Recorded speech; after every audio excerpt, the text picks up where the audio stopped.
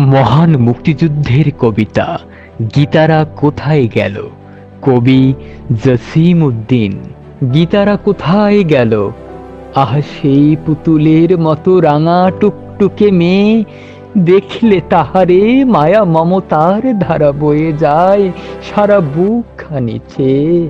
আদরি তাহারে কথা না ফুরায়, কথার কুসুম আকাশে বাতাসে উঠে বেয়ে। দেখলে তাহারে ছড়ায় ছড়ায় ছড়ায় যে মন গড়ায় ধরণী ছেয়ে। ওদের গ্রামের চারিদিক বেরি ঘিরেছে দস্যু দল, ঘরে ঘরে তারা আগুন জ্বালায়ে ফুকারে অগ্নিকল। সেই কচি মেয়ে কোলে তুলে নিতে কোল যে জুড়িয়ে যেত, কে মারিল তারে? মানুষ কি পারে নিষ্ঠুর হতে এত? অফুট কুসুম কে দোলেছে পায়ে, কথার সে বুলবুলি? কোন নিষ্ঠুর বধেছে তাহারে গলায় আঙ্গুল তুলি?